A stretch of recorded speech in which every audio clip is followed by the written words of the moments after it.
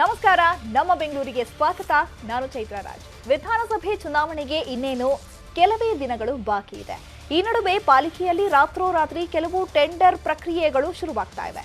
BBMP ರಾತ್ರೋರಾತ್ರಿ mechanical sweeping machine ಖರೀದಿಗೆ tender ಕರೆದಿದೆ. ಅದರಲ್ಲೂ 1 to 3 ಮೊತ್ತಕ್ಕೆ ಕೋಟ್ ಮಾಡಿದೆ. ಏನಿದು ನೀವೇ ನೋಡಿ. ಚುನಾವಣೆ ಹೊಸ್ತಿಲಲ್ಲಿ ರಾತ್ರೋರಾತ್ರಿ ಬಿಬಿಎಂಪಿ ಟೆಂಡರ್. 20 ಕೋಟಿ ಮಷಿನ್ಗಳಿಗೆ 60 ಕೋಟಿ ಹಣ ನಿಗದಿ. ವಿಧಾನಸಭೆ ಚುನಾವಣೆ ಘೋಷಣೆ ಆಗೋದಕ್ಕೆ ಇನ್ನೇನು ಕೆಲವೇ ದಿನಗಳು ಬಾಕಿ ಇವೆ. ಇದನ್ನೇ ಬಂಡವಾಳ ಮಾಡಿಕೊಂಡಿರುವ ಬಿಬಿಎಂಪಿ ಅಧಿಕಾರಿಗಳು ಸಿಕ್ಕ ಟೆಂಡರ್ಗಳನ್ನು ನಿಗದಿತ ಬೆಲೆಗಿಂತ 3 ಪಟ್ಟು ಹೆಚ್ಚಳ ಮಾಡಿ ಟೆಂಡರ್ ಕರೆದಿರೋದು ಅನುಮಾನ ಮೂಡಿಸಿದೆ. ಬಿಬಿಎಂಪಿ ವ್ಯಾಪ್ತಿಯಲ್ಲಿ ಕಸಗುಡಿಸುವ 30 ಸ್ವೀಪಿಂಗ್ ಮಷಿನ್ ಖರೀದಿಗೆ 3 ಪಟ್ಟು ಹೆಚ್ಚು ದರ ಮಾಡಿ ಟೆಂಡರ್ ಕರೆದಿದೆ ಬಿಬಿಎಂಪಿ.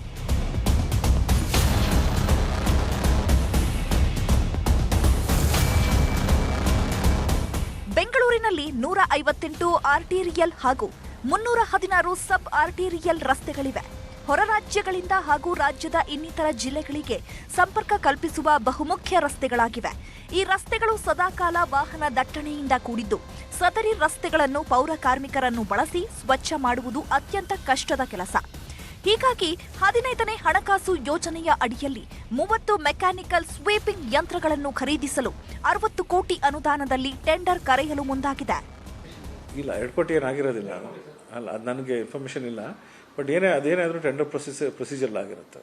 ಮತ್ತು ಒಂದೇನಾಗಿರುತ್ತೆ ಅಂತ ಹೇಳಿದ್ರೆ, ಅದು ಇನಿಷಿಯಲ್ ಒಂದು ಕ್ಯಾಪಿಟಲ್ ಕಾಸ್ಟ್ ಇರುತ್ತೆ, ಒಂದು 5 ವರ್ಷ ಮೇಂಟೆನೆನ್ಸ್ ಮಾಡಬೇಕು ಅನ್ನೋದು ಕೂಡ ಅದು ಇನ್ಕ್ಲೂಡ್ ಆಗಿರುತ್ತೆ ಅಂತ ನನಗೆ ಗೊತ್ತಿಲ್ಲ. ಈಗ ಹೇಳ್ತಾ ಇದ್ರೆ ಅದು ಬೇಕಿದ್ರೆ ಪರಿಶೀಲನೆ ಮಾಡಿ ಹೇಳ್ಬಲ್ಲ. 8 ತಿಂಗಳ ಹಿಂದೆ ಸ್ವೀಪಿಂಗ್ ಯಂತ್ರಕ್ಕೆ 67 ಲಕ್ಷ.